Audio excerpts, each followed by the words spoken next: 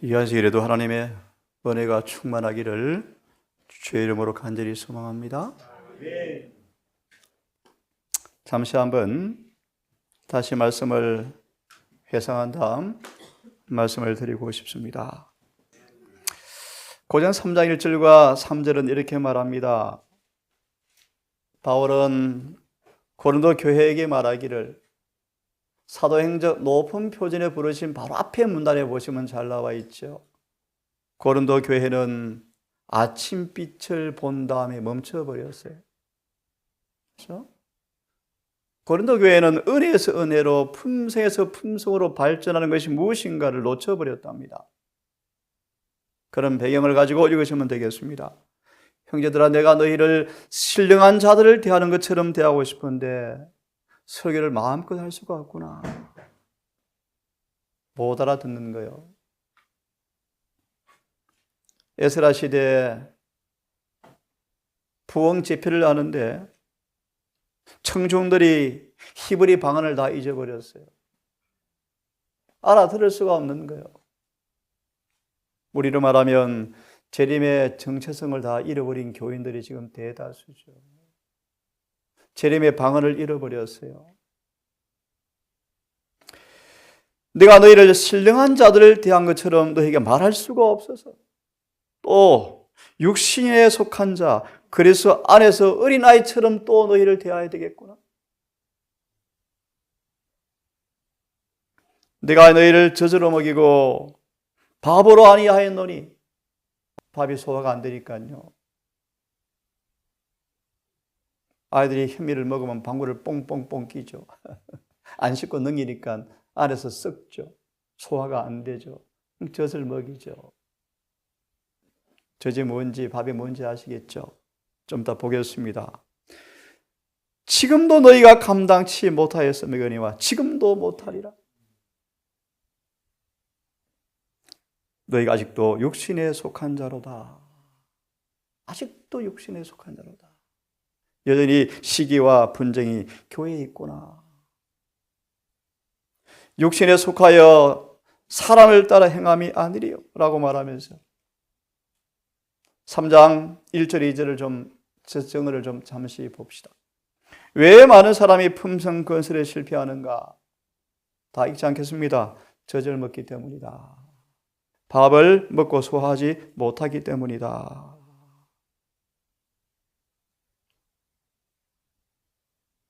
앞에 부분을 읽을까요? 너무 좋으니까, 중요하니까요. 바울은 유대 회심자들에게, 회심을 경험한 사람이요, 유대 교회에서 기독교로 회심을 경험한 사람들이요, 회심자들에게 경건의 오묘에 대하여, 경건의 오묘가 뭐죠? 이 단어가 들어간 성경 구절이 딱 있는데요, 주석이. 에베소 1장 3절 6절의 말씀. 참된 신자는 이 경건한 오묘에 도달할 수 있다는 말씀이 있죠. 예, 사랑 안에서 거룩하고 흠이 없는 모습. 사도 요한처럼 완전히 변화를 받아서 주의 임재 앞에 설 수 있을 만큼 변화된 모습. 경건의 오묘죠, 경건.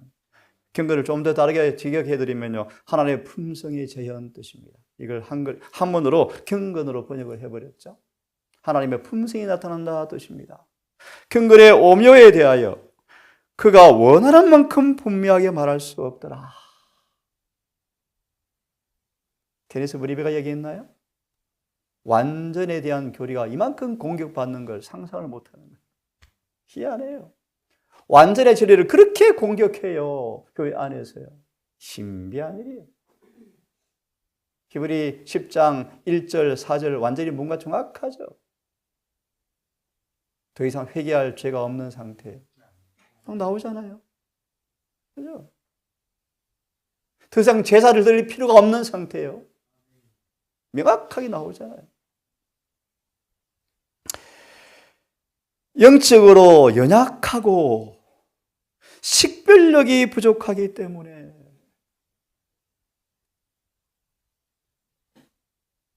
오감으로 우리의 마음과 생각을 만들어내는 양식을 하늘의 사물에 고정시켜야 돼요. 왜 이 말씀을 드리는가? 자꾸 다른 생각이 나는 거예요. 왜요? 먹는 양식이 그거거든요. 하늘에 속한 음식을 날마다 먹으셔야 생각이 만들어져요. 생각이. 마음이 만들어져요.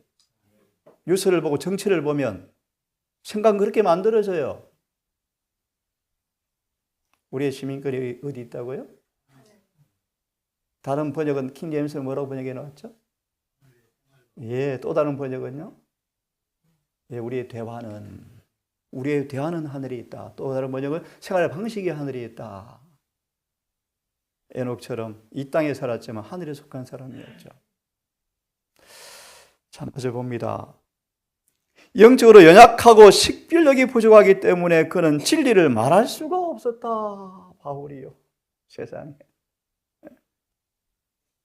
그 진리를 그들이 총명한 이해력을 가지고 올바르게 들을 수 있었더라면 그것은 그들에게 생명에 이르는 향기가 되었을 것인데 잘못은 바울에게 있지 아니하고 그들에게 있었다 라고 쭉 말씀하시면서 생각합니다. 그 다음 문제, 영적인 난장이었다. 영적인 난장이다. 보실래요? 바울은 고린도 교회가 영적 사물에 관하여 말하고자 하는 마음이 간절하였는데 슬프게도 그 교회가 아주 연약한 가운데 있음을 알았다. 그 교회 신자들은 그들 자신에 관한 사실들조차 들을 수 없을 정도였다. 이 무슨 말이에요? 누가 4장에 잘 나오죠. 16절 이하의 말씀. 예수님이 고향 교회 안식일에 부흥 집회하니까 어때요? 돌을 가지고 치르고 달려들. 왜요? 오늘날 이 말이 너희 귀에 응하였다고 말하지 어떡합니까? 안식이 달라져서 성질을 내죠. 라오디게아 교회 기별이 재림교회에서 반대를 받는 의미를 여러분 이해하십니까? 네? 사도 바울이 설교하자 그들은 뭐요? 자신들에 관한 기별을 뭐요? 참고 들을 수 없을 정도였다. 기가 막히죠. 누가 4장 18절 요셉의 아들이 아니냐 소망 이렇게 보시면 나오죠. 예수께서 이사야 61장을 선포하니까 아멘 울려 퍼지는데요. 책을 닫고 이 글이 저 밖에 사람이 아니고 너한테 하는 말이 하자마자 어떻게 해요? 성질이 확 나죠. 우리 형제 집사님께서 저를 평내교회 손을 써서 초대를 저를 냈어요. 평내교회를 갔다 왔어요. 평내교회 맞죠? 거듭 나야 하리라 설교하니까요. 한 장로가 화를 내고 팍 도망가 버려요. 문을 열고 나가버렸어요. 나중에 물어봤대요. 왜 화가 났는지. 이상하죠. 진리를 못 견디는 거예요. 한 장로님이 부부가 와서 공부를 하는데 공부하자마자 자꾸 발로 부인을 차는 거예요. 책상 밑으로. 빨리 가자. 빨리 집에 가자. 부인은 남편을 꽉꽉 찝고 바위 찝어서 주저앉히는 거예요. 며칠을 공부한 다음에 물어봤대요. 나중에 부인이. 왜 그래요? 화가 나더래요. 모태 신앙인데 전혀 준비가 안 돼 사실이 깨달아지니까 화가 나더래요. 그분이 동산교회 다니셔요 지금. 이 사람들 영적 성장은 아주 부진하여서 여호와께서 가라사대라고 하신 분명한 말씀도 욕하는 것으로 생각하였다. 바울은 그들에게 사실을 말했다가는 참소하는 자, 흠담하는 자로 치부될 것을 알았다. 그래서 제가 목회자들에게 말했죠. 제 대신 외쳐주십시오. 그 다음 이양 패선을 읽고 좀 오늘 본론을 들어가면 좋겠습니다. 질 낮은 양식으로 연명치료. 여러분 연명치료. 고린도 교회가 연명치료 중이다. 참 정은의 표현이 기가 막혀요. 이 말씀을 들은 사람들은 그리스도의 피와 살을 먹고 사는 사람들이 아니었다. 그래서 그들은 영적 지식에 발전이 없었다. 바울은 말하기를 내가 너희를 저절로 먹이고 믿음이 어린 회심자들에게 적합한 가장 분명하고 단순한 진리를 밥으로 아니하였노라 라고 말씀하시는데 밥이 뭔가? 영양이 풍부한 영적 양식을 가리킨다. 거룩한 사물에 관하여 상당한 지식이 있는 사람들에게 적합한 것이 바로 밥이다. 그들은 낮은 수준의 양식을 먹고 살고 있었다. 별로 깊은 생각을 요하지 않고 깊은 연구가 소요되지 않는 피상적 진리에 머물러 있다는 말이다. 다 함께 에베소 6장을 다시 펴서 읽고 아침 새벽 시간 말씀하는 걸 이어서 조금 말씀을 더 드리고 환영 예배를 가름할까 합니다. 에베소 6장의 말씀을 좀 읽겠습니다. 다시 에베소서 6장 읽습니다. 10절부터 좀 읽습니다. 잘 아시는 말씀인데 다시 읽습니다. 에베소 교회 편지를 마무리하면서 정말로 끝으로 편지를 마무리하면서 바울의 소망은 너희가 주 안에서 힘의 능력으로 강건하여지면 좋겠다. 특별히 에베소서 앞 1장을 보시면요, 얼마나 그 능력이 강한지를 너희가 알기를 원하노라 그랬죠. 예, 힘의 능력으로 강건하여지고, 오늘 볼 말씀이요, 마귀의 괴계를 능히 대적하기 위하여 하나님의 전신갑주를 입으라. 마귀의 괴계를 능히 대적하기 위해서 전신갑주를 입으라. 우리의 씨름은 생략하고 13절을 바로 봅니다. 시간 관계상. 그러므로 하나님의 전신갑주를 취하라. 왜냐하면 이는 악한 날에 너희가 능히 마귀를 대적하고 모든 일을 행한 후에 서기 위함이라. 그래서 TM 목사에게 보낸 금명 445페이지는 말합니다. 세상과 육체와 마귀를 이긴 자들이 살아계신 하나님의 인을 받을 것이다. TM 445, 세상과 육체와 마귀를 이긴 자들이 하나님의 인을 받을 것이다. 악한 날에 저를 능히 대적하여 일을 행한 후에 서기 위함이라. 베드로후서 2장 19절이죠. 이긴 자만 서죠. 진 자는 나고입니다. 나고.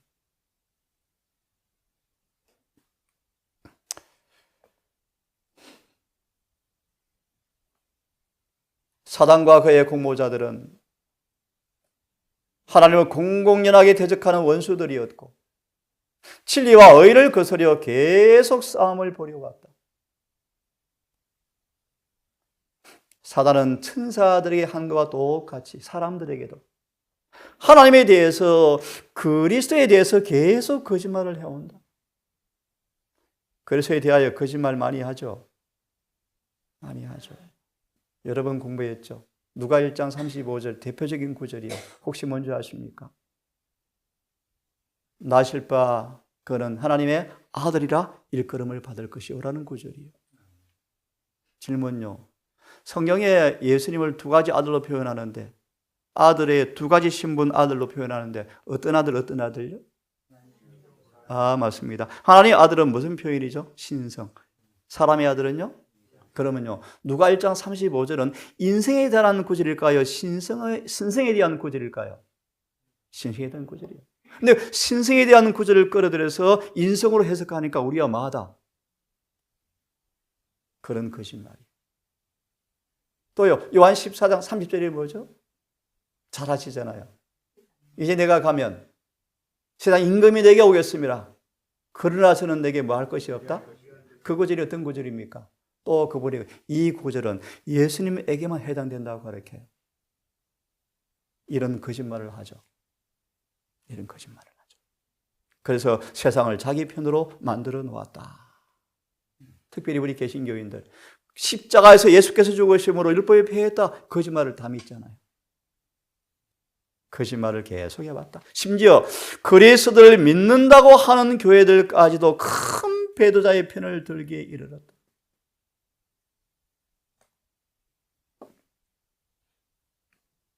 소망에 정말 기가 막힌 말씀이 있어요.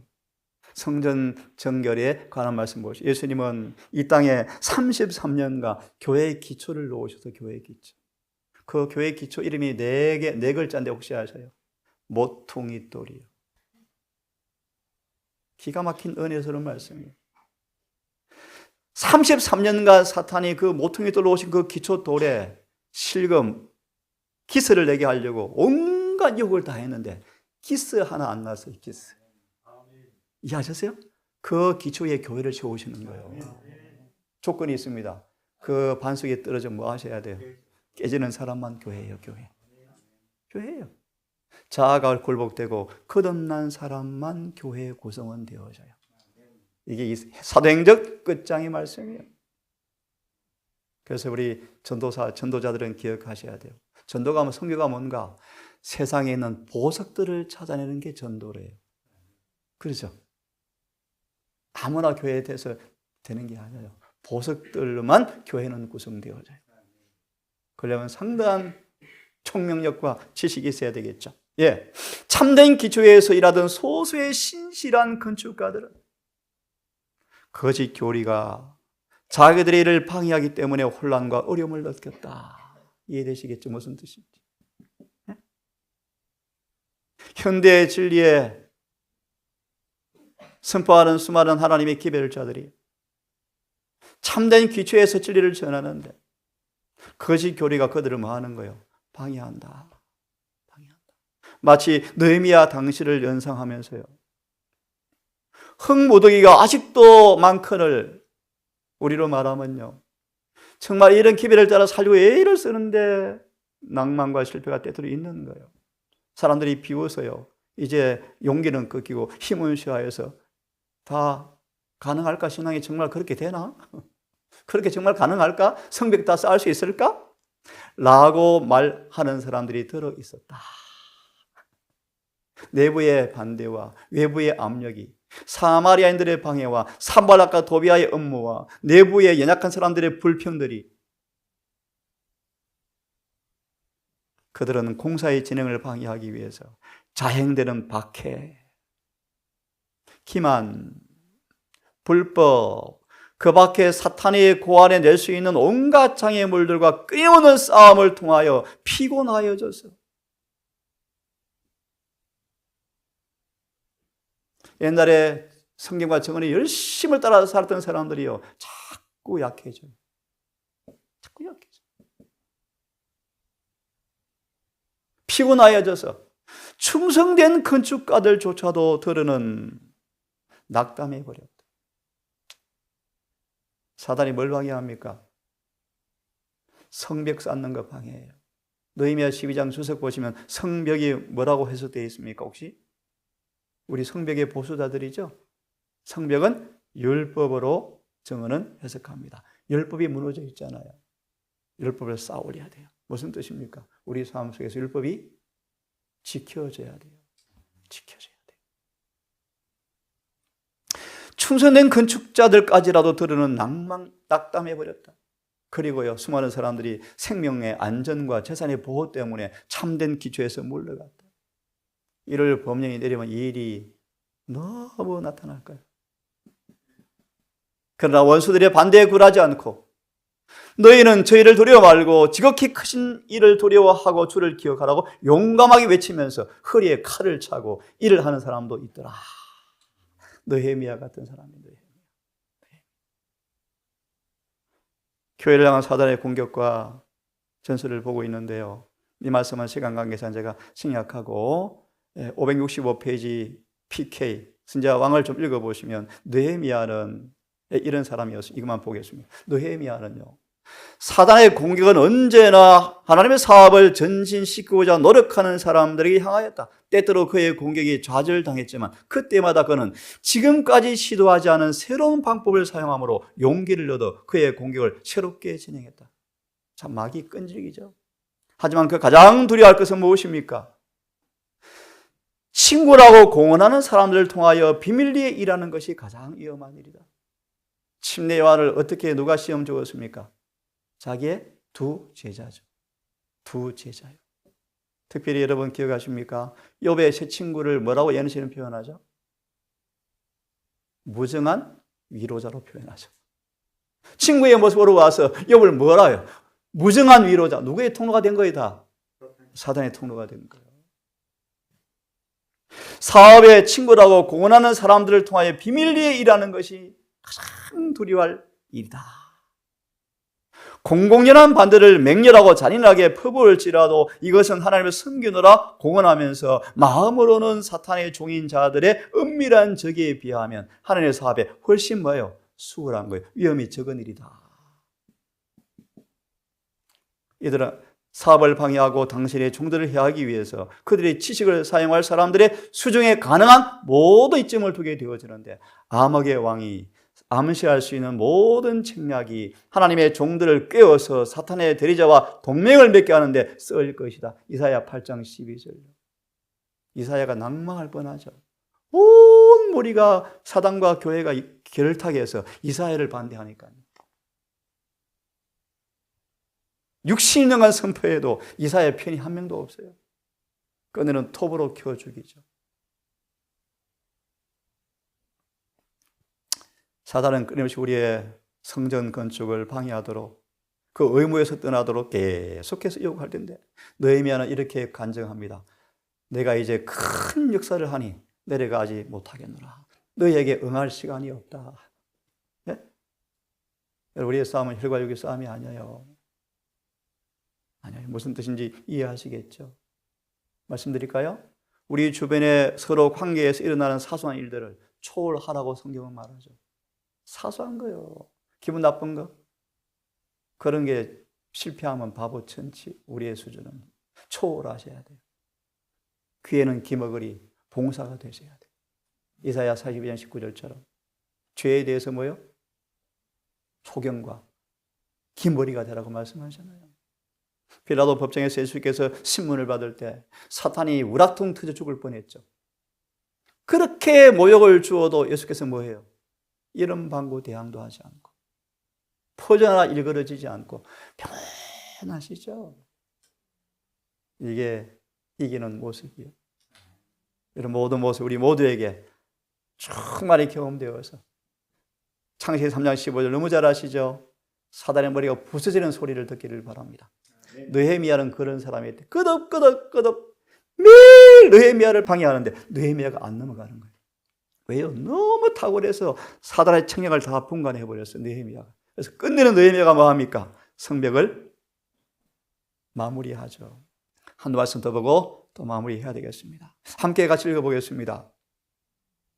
여호와의 통치자가 시온산 위에 있는 왕궁에 가정하였다. 주의 확실한 말씀을 따라서 이미 그리스도께서는 탄생하셨다. 참 기가 막힌 말씀이요.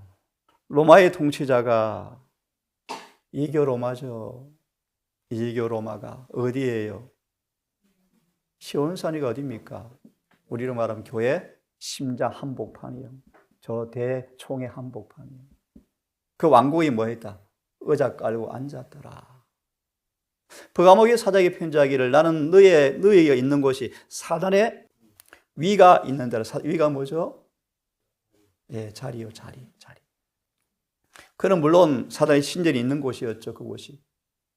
그래서 교회 안에 사단이 통치해버리니까 누가요? 안디바가 세상 숭배를 반대하는 사람이 뭐예요? 세상과 타협을 반대하는 사람이 뭐합니까? 교회에서 왕따 당하더라, 죽임을 당하더라. 그게 버가모예요, 버가모. 교회 이권의 말씀이죠. 안나모가 전도회 때 세속적 방법을 하지 마십시오 하니까 목사가 중심이 돼서 온 교회가 세상의 방법으로 전도회를 열죠. 안나모는 왕따 당하죠. 편지를 썼어요. 목사 제껴놓고 그 여자를 주님께서 뭐라 그러세요? 참된 제자다 그러잖아요. 참된 제자. 인간의 안목과 정말 달라요. 주님은 그 여인이 주님의 제자래요. 그 여인을 통해서 말씀하신 말씀을 형제요, 목사 왜 안 들었는가 책망하죠. 주님의 평가와 사람의 생각은 천지 차이요. 상상도 못하죠. 돌아와서요. 초림시 로마의 통치자가 시온산 위에 왕궁에 자정하였다. 주의 확실한 말씀에 따라서 이미 그리스도께서 탄생하셨다. 이게 무슨 말이에요? 아실 텐데요. 다니엘 9장 24절이에요. 71회가 끝나간다. 이 말이 뭐죠? 초대가 옮겨진다. 유대교의 은혜 시간이 왜요? 마귀가 뭐 해버렸어요? 시온사 왕궁까지 자정해 버리는데요. 그런데도 불구하고 한 일회를 굳게 세우기 위해서 그분이 뭐 하십니까? 탄생하셨어요. 3년 반을 피를 흘리는 토한 심령으로 봉사하시고 또 마지막 3년 반을 더 주신 다음 마침내 스데반의 순교를 통하여 촛대 옮김에도 불구하고 아직까지 무지로 남아있는 유대인들을 구원하기 위해서 70년까지 연장시킨 다음에 돌 하나도 도리에 남지 않고 멸망합니까? 주님의 인내와 자비가 참 무한하시죠. 1월 효험도 똑같아요. 재림교회 촛대는 옮겨지지만 개개인의 은혜의 시간 아직 안 끝나요. 그런데 염두하셔야 돼요. 눈물과 고난으로 진리를 배워야 돼요. 자, 한번 읽어보겠습니다. 시작.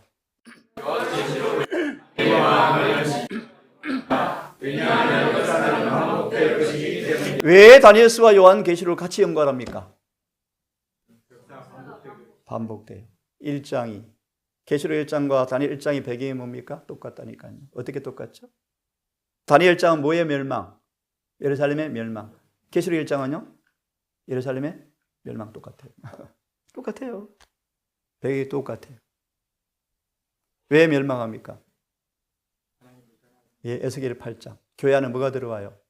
우상이 다 들어가서 잔뜩 있으니까 똑같아요.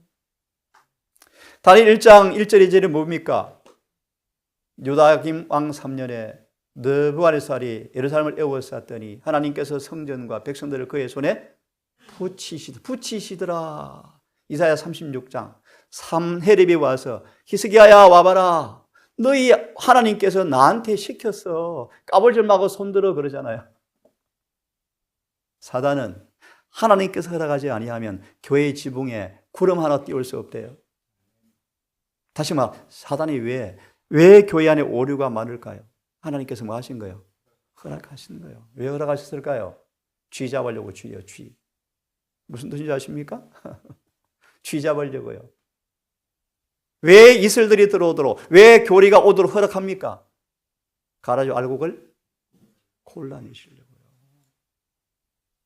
온갖 교리가 교회에 난무해요. 하나님이 교회 정결의 방법이요.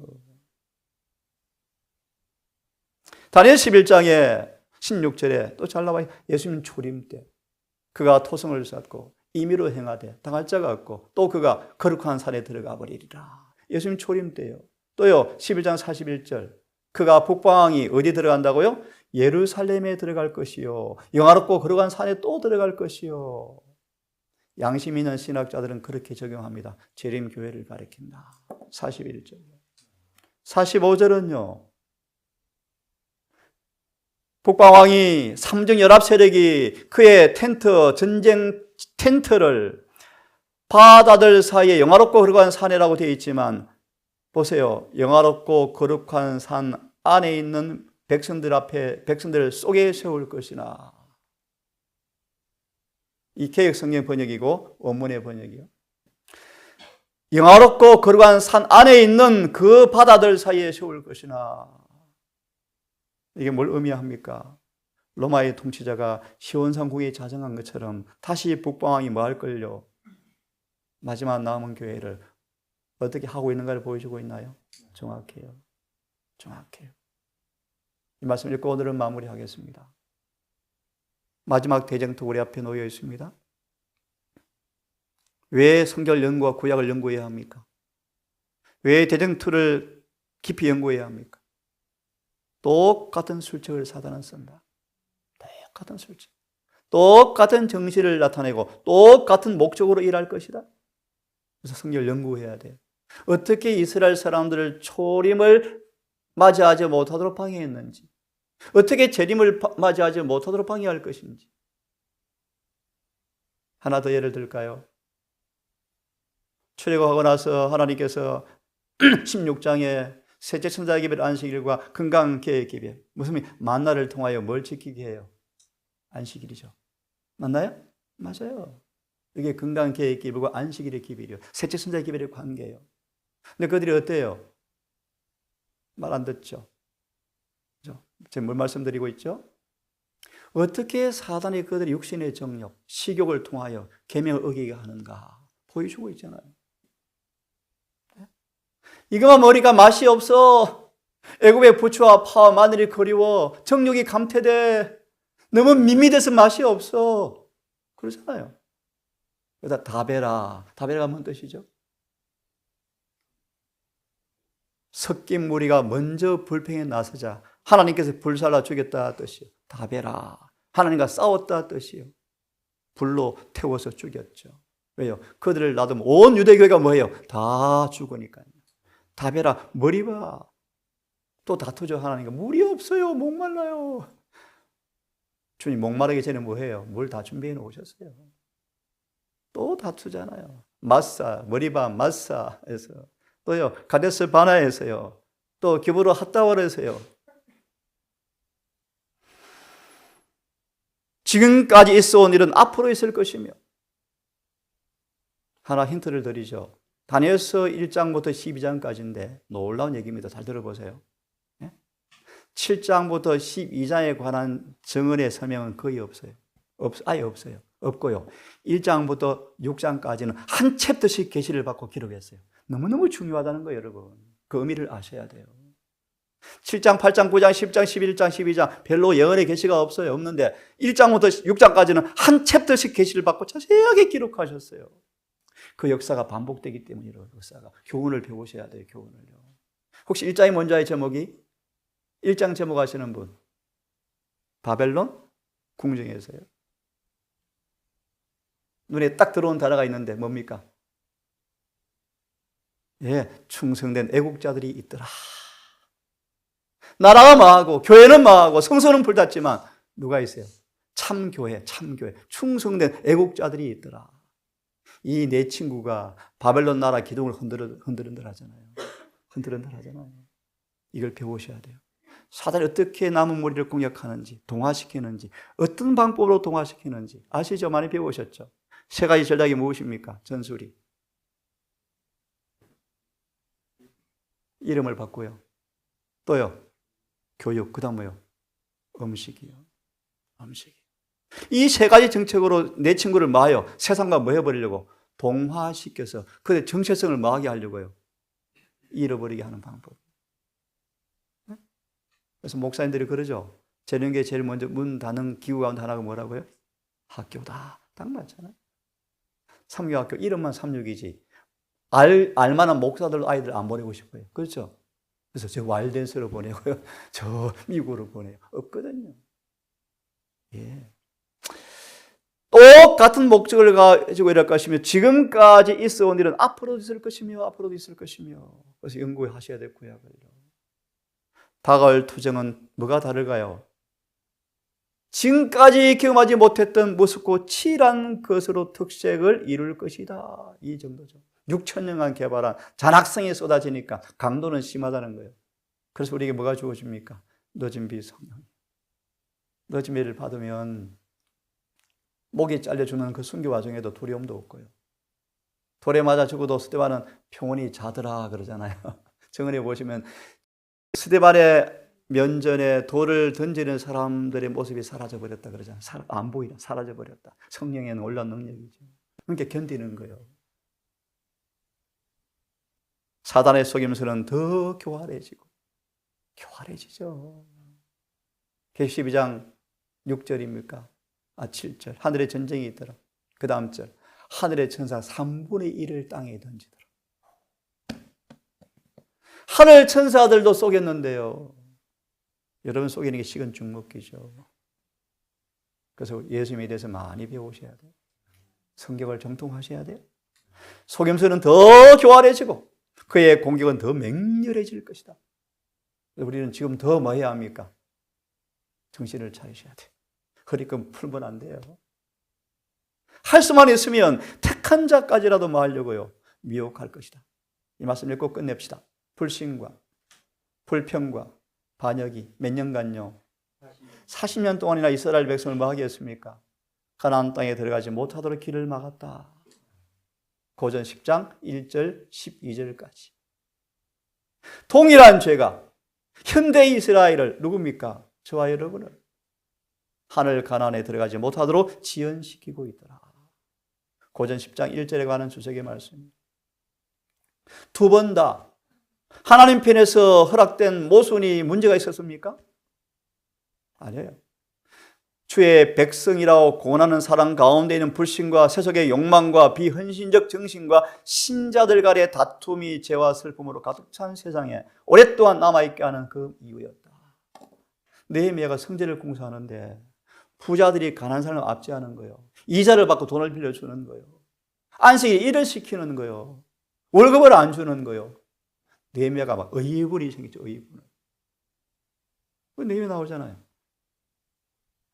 우리는 이곳에 성벽을 건축하는 사람으로 모였어요. 조그마한 이익에 다투면 그거는 육신에 속한 사람들이에요. 초월하셔야 돼요. 너가 자면 나는 우하라. 너가 와면 나는 자할게. 그런 마음으로 우리 사십시다. 내 이웃을 내 몸처럼 사랑하야 그분의 백성이잖아요. 그분이 백성이잖아요.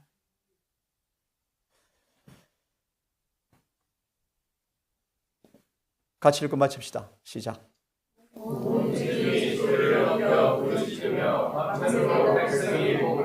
혹시 무슨 장면인지 아십니까? 네, 맞아요. 맞습니다. 10명 청탄골의 보고가 사람들을 뭐 해버려요? 실망 팍 주는 거예요. 그래서 그들이 뭐 한다? 밤새도록 울더라. 왜 웁니까? 읽어봅시다. 2절 시작. 이스라엘 자손이 다 모세와 아론을 원망하여 온 민족이 그들에게 이르되 우리가 애굽 땅에서 죽었거나 이 광야에서 죽었다면 좋았을 것을. 죄에 대한 승리와 율법에 대한 순종과 완전을 희망 고문이라고 동산을 욕하잖아요.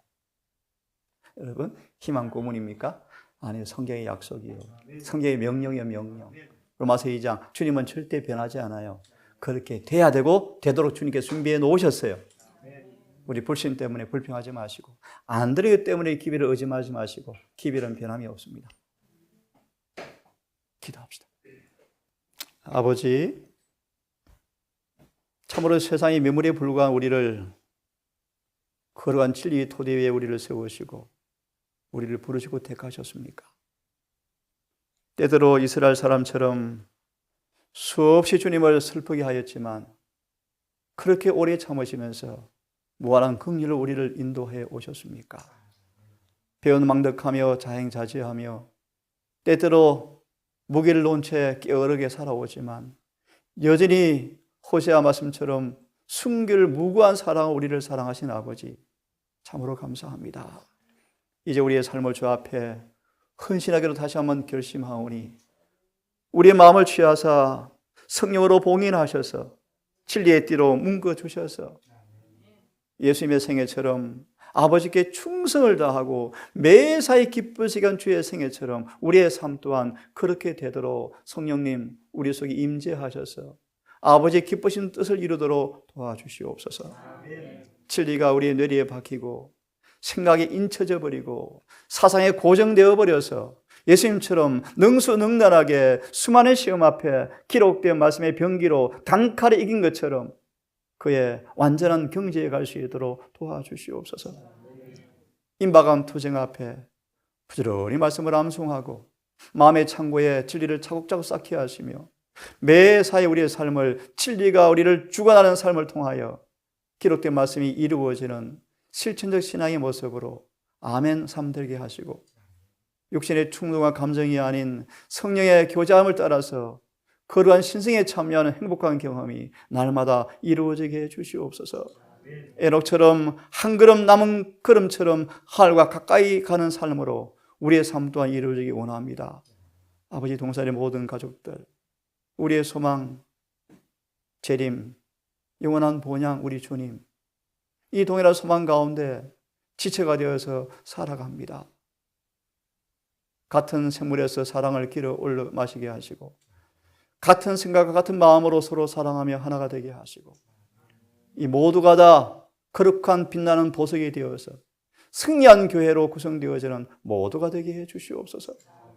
특별히 아버지 생명부재의 모습이었지만 이국만리에서 한 딸을 이곳에 보내셨습니다. 수개월 이곳에 살면서 말씀 앞에 결심되어지고 감동되어져 스스로 하나님의 계명을 지키며 예수의 증거를 가진 무리에 동참코자 침례를 결심하셨습니다. 하나님 딸에게 남은 기간 동안 더 은혜와 진리가 충만한 시간 되게 하시고 깊은 회심과 헌신 되게 하시며 명료하게 진리를 이해하고 그 믿음 앞에 순종하게 하셔서 의미 있는 은혜 충만한 성령께서 함께 하시는 하나님께서 인정하시는 침례식이 될 수 있도록 도와주시옵소서. 김도기 아들도 기억하셔서 이 한 주 동안 그 마음을 다시 한번 주님 시험하시고 또 검증하셔서 아버지 원하고 합의하시면 아들 또한 침례받을 수 있도록 도와주시옵소서. 아버지 병 깊어갑니다. 함께 온날 예배드리는 모두도 기억하사 영원한 보양하는 그날까지 오직 믿음과 순종의 길을 끝까지 걸어갈 수 있도록 우리 모두를 성령께서 붙들어 주시옵기를 사랑이 많으신 예수님의 이름으로 간절히 기도드리옵나이다.